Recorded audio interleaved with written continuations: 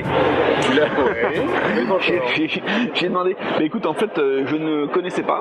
Enfin, je connaissais son travail évidemment et j'aimais beaucoup son travail. Lui, je ne le connaissais pas, donc j'ai eu son mail. Je lui ai d'abord envoyé un petit mail et puis on s'est appelé. Et je me suis présenté. Voilà, j'aimerais travailler avec toi si mon travail te plaît, t'intéresse. Donc ça a été positif et il m'a proposé un projet qu'il avait sous le bras. En fait il y avait deux projets mais on s'est arrêté au premier et donc c'était Silas et puis on a dit banco quoi. Enfin on est parti là-dessus, il s'est présenté à l'éditeur et puis après on s'est présenté à lui et vraiment voilà, il s'est dit tiens que mon style en effet pourrait coller donc il m'a proposé. Après il y a eu des petites demandes de l'éditeur comme par exemple dessiner moins cartoon que ce que je fais d'habitude, essayer de recadrer un petit peu par rapport à la densité du récit. Et puis donc on a fait une page test qu'on a pas mal travaillé pour le coup. Et puis voilà, l'éditeur a été satisfait, puis l'éditeur avait confiance en Fabien quoi. Il s'est dit si Fabien a choisi de travailler avec Pierre, c'est qu'il sent que ça peut marcher. Le récit était fini, toi, il avait fini son script, donc l'éditeur avait déjà lu le script. Voilà, moi j'avais fait mon board complet avant même de signer le contrat. On a montré qu'on était motivés et je pense que ça a suffi à convaincre l'éditeur quoi. C'est pas très naturel, mais on a fait un peu comme pour tous les albums quoi. C'est-à-dire que Fabien m'a donné quelques points précis. Évidemment, lui il voulait des cheveux blancs avant tout. Après, de par la description du personnage, bon c'est un mec physique, il a la trentaine. C'est un ancien soldat, donc déjà il a une certaine prestance, une certaine carrure, il a un peu dandy.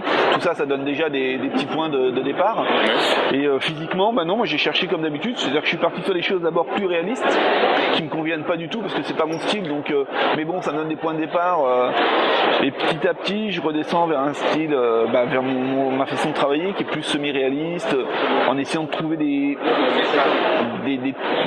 tics, on va dire, qui me plaisent quoi, parce que c'est quand même un personnage que je vais dessiner pendant 120 pages sur quasiment toutes les cases, tu vois, donc la mèche, des trucs graphiques un petit peu dans lesquels je me retrouve et qui rendent le personnage facilement identifiable.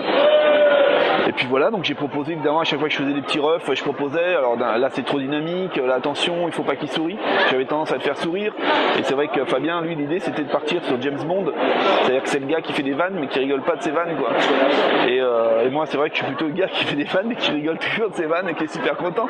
Donc fallait pareil me calmer, il m'a fait enlever pas mal de sourires sur les pages, et comme ça on commence à cadrer vraiment le personnage quoi. En même temps, mais je sais pas, j'adore dessiner sur fil français comme ça, donc ça me va. En dédicace, du coup, je m'éclate, je suis toujours un. L'époque de Belladone, c'est vrai que c'était assez compliqué, c'était un challenge parce que c'est toujours, évidemment, la femme, en général, c'est toujours plus difficile de dessiner une femme qu'un homme, en tout cas pour moi, parce qu'il faut vraiment une femme. Par définition, tu essayes de la rendre belle, quoi, attrayante, en tout cas en BD. Et moi, je me sentais pas à l'aise. C'est pas très facile de dessiner une jolie fille, surtout quand ça devient une héroïne, l'héroïne de ton bouquin. Mais voilà, le cap était passé avec Belladone. A priori, ça allait. Oui. Mais après, j'ai pas vraiment de préférence. Là, il s'avère que c'est un héros. Bon, il y a quand même un personnage féminin qui est assez important dedans. Donc non, j'ai pas vraiment ça aurait pu être une femme. C'est pour ça que j'avais tout de suite dit oui pour le projet. C'est que c'est une époque que j'aime beaucoup. Et j'avais déjà énormément de docs autour de cette époque. D'accord. Pour différents projets que j'avais voulu faire dans le passé, qui n'ont pas abouti, mais en tout cas j'avais réuni pas mal de docs là-dessus. Donc j'étais plutôt à l'aise à ce niveau-là. Et puis comme moi, la recherche de documentation, c'est un truc qui me plaît beaucoup. J'adore chercher, commencer à faire des petits dossiers, chercher des films qui vont me servir de référence aussi, ainsi de suite. À ce niveau-là, ça allait, quoi. J'étais plutôt à l'aise. D'ailleurs, c'est toujours le piège, c'est plutôt d'arriver à se réfréner à ce niveau-là, parce qu'à un moment donné, la doc, t'en as tellement que tu ne sais même plus quoi en faire. Et au final, tu te sers pas de la bonne, et à la fin de moi, à chaque fois, là, je termine un bouquin, et je regarde ma doc, je fais putain, voilà ce que je cherchais, je trouve tout ce dont j'ai besoin après.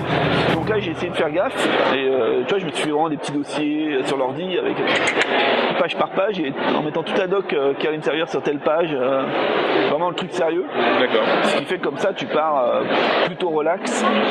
Après, il reste tous les petits objets, parce que c'est pareil, dès que c'est historique, faut pas te planter, toi, les téléphones, les machins, les pistons, pistolet, faut pas tomber dans l'anachronisme, et on l'est facilement. Alors j'essaie de faire gaffe à tout, parce que tu sais qu'il y a des mecs qui vont venir en dédicace et pourquoi le pistolet là, il date de 1922, quand tu fais une BD qui se passe en 17, c'est toujours un peu la honte si tu fais un flingue qui est apparu en 31 quoi.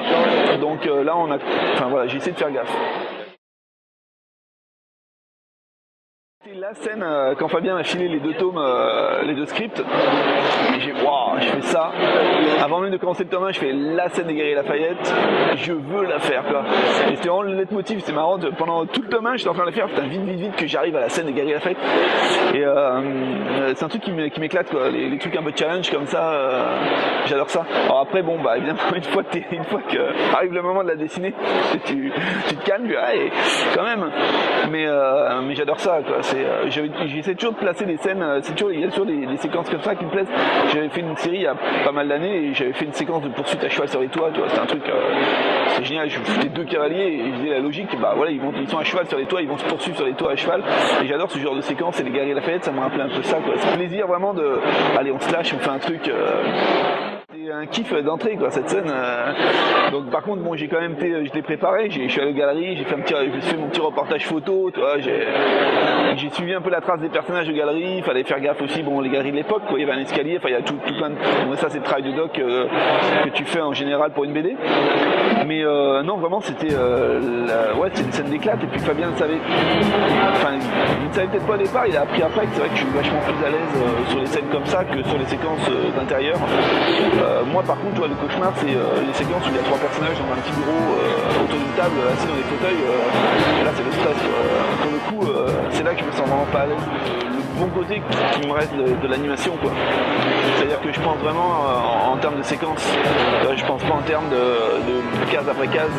Donc dans ma tête j'ai un décor, je vois comment les personnages vont vivre dans ce décor, à moi de gérer les transitions d'une case après l'autre. De toute façon la BD c'est vrai que tout ça c'est des trucs qu'on règle au storyboard, mais je pense que c'est vraiment c'est la mise en scène pure quoi. Et tant mieux, c'est ce qui est assez excitant, t'as l'impression de faire un peu plus que de la BD.